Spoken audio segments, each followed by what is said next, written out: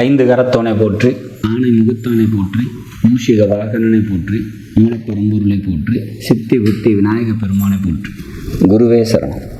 இணையத்தாள் இணையம் எங்களுக்கு வணக்கம். இது தமிழ் வருட பரப்போட ராசி பலன். தமிழ் வருஷம் மேச ராசிக்கு எப்படி இருக்க போகுது அப்படிங்கிறத பார்க்கலாம். குரோதி வருடம்.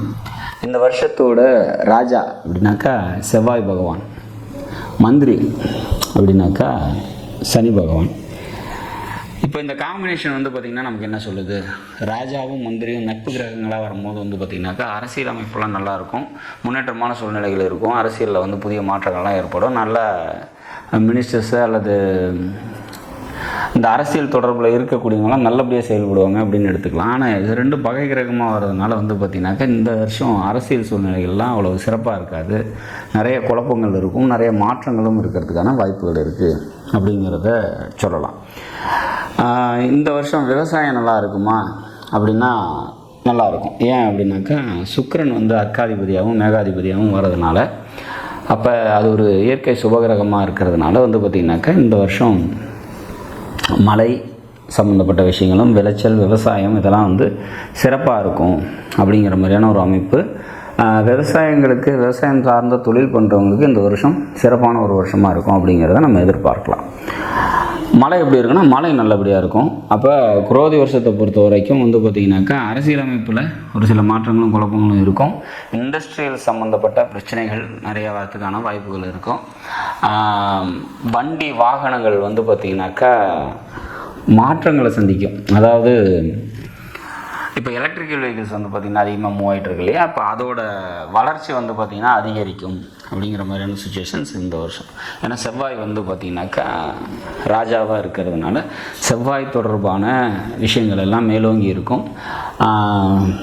அதிகாரம் மேலோங்கி இருக்கக்கூடிய ஒரு விஷயத்தை எல்லா இடத்துலையும் நம்ம பார்க்க முடியும். செவ்வாய் அப்படிங்கிறது ஒரு போர் கிரகம்.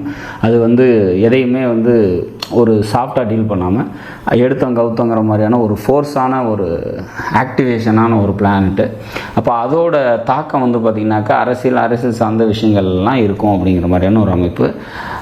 அரசாங்கத்தில் நிறைய குழப்பங்கள் இருக்குன்னு சொல்லியாச்சு. ஏன்னா சனி மந்திரியாக வரதுனால இப்போ ரெண்டு கிரகமும் ஒற்று போகாத சூழ்நிலை இருக்கிறதுனால அரசாங்கம் சம்மந்தப்பட்ட விஷயங்களில் கூடுதல் குழப்பமும், ஏற்கனவே அது குழப்பத்தில் தான் இருக்கும், பட் இந்த வருஷம் இன்னும் கூடுதல் பிரச்சனைகள் இருக்கும் அப்படிங்கிற மாதிரியான ஒரு அமைப்பு. விவசாயம் நல்லாயிருக்கும், விளைபொருட்கள் நல்ல விலைக்கு போகும், காய்கறியோட விலைகள்லாம் மேலும் அதிகரிக்கும் அப்படிங்கிற மாதிரியான ஒரு அமைப்பு. விவசாயம் சார்ந்த தொழில் செய்கிறவங்களுக்கு நல்ல இந்த வருஷம் பார்த்திங்கன்னா சிறப்பாக இருக்கும் அப்படிங்கிற மாதிரியான ஒரு அமைப்பு. மழை நல்லபடியாக இருக்கும் அப்படிங்கிற மாதிரியான ஒரு அமைப்பு. இது பார்த்திங்கன்னா பொதுவாக இந்த குரோதி வருஷத்துக்கான பலன். சரி, மேசராசிக்கு இதில் எப்படி இருக்கும் அப்படின்னா, வருட கிரகங்கள் அப்படின்னு சொல்லக்கூடிய சனி, ராகு, கேது, குரு, இதில் பார்த்திங்கன்னா ரெண்டு கிரகங்களோட பயிற்சி இந்த குரோதி வருஷத்தில் உண்டு. ஒன்று சித்திரை மாதம் 18ஆம் நாள் குரு பயிற்சி இருக்குது. அதை விட்டால் பங்குனியில், அதாவது வருஷ கடைசீட்டில் 2025 சனி பயிற்சி இருக்குது. சரி, இதில் இப்போ இந்த குரு பயிற்சி பார்த்திங்கனாக்கா மேசராசிக்கு மிக சிறப்பான ஒரு அமைப்பில் இருக்குது. அதில் எந்த மாற்றமும் இல்லை.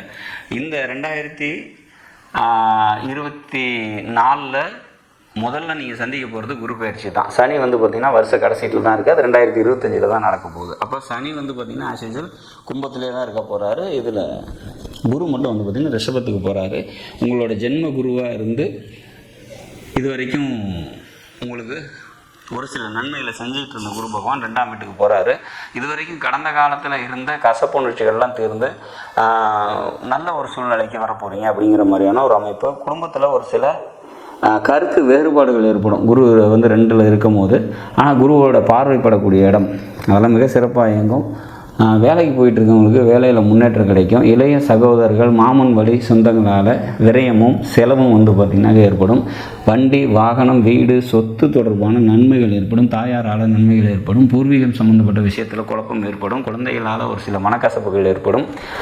குலதெய்வ வழிபாடு இந்த வருஷம் தடைப்படலாம். அல்லது குலதெய்வத்துக்காக ஏதாவது செய்யணும், போகணும், வரணும்னு இருந்தீங்கன்னா அதெல்லாம் கொஞ்சம் டிலேடாக நடக்கிறதுக்கான ப்ராசஸ்கள் உண்டு.